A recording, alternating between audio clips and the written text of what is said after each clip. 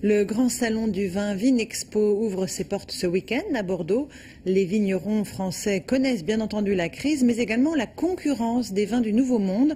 Alors si en France on mise sur l'histoire et le terroir, eh bien les viticulteurs américains, eux, vendangent high-tech. Reportage en Californie de nos correspondants Guillaume Debré et Natalia Mendoza.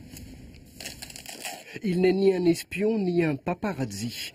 Avec son appareil ultra sophistiqué, il ne photographie que des plants de vigne, la dernière mode dans la Napa Valley. Vu du ciel, on s'aperçoit qu'il y a des plants de vigne uniformément répartis sur le sol.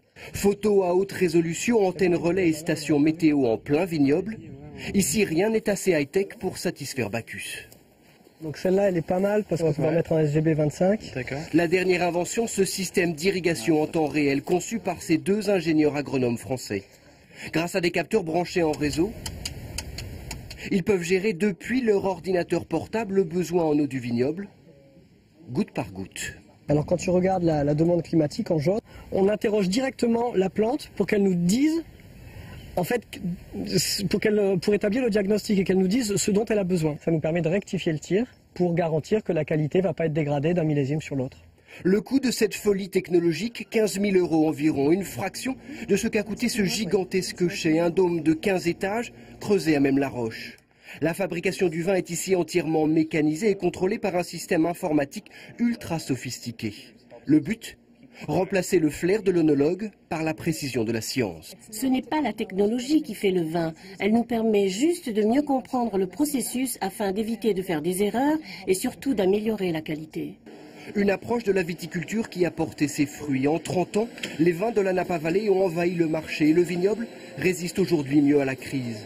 Dans cette propriété de 40 hectares, le prix du dernier millésime est encore en hausse et la totalité de la récolte a déjà été vendue. Grâce à la technologie, il n'y a plus de mauvaises années dans la Napa Valley. Nous avons réussi à réduire l'écart entre les bons et les moins bons millésimes. Et c'est pour cela que nous faisons concurrence au Bordeaux. Vin high-tech contre grands crus classés. Dans la Napa Valley, la viticulture n'est plus seulement un art, c'est une science. Un sondage très intéressant à paraître demain dans le quotidien La Croix. Plus de 80% des Français sont favorables au mariage des prêtres. Même pourcentage concernant l'ordination des hommes et des femmes mariés. 83% des Français y sont favorables.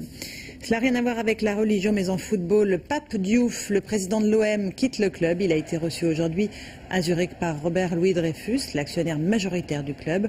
Pape Diouf était en conflit ouvert depuis plusieurs mois avec les dirigeants du club. Et puis un nouveau coup de filet dans la lutte contre le dopage. L'Union cycliste internationale vient d'épingler 5 coureurs, parmi eux l'Espagnol Astarioa, l'ancien champion du monde. Ce sont les premiers sportifs convaincus de dopage à partir depuis la mise en place des passeports biologiques. Des variations anormales de leur profil sanguin ont été détectées grâce à cet outil.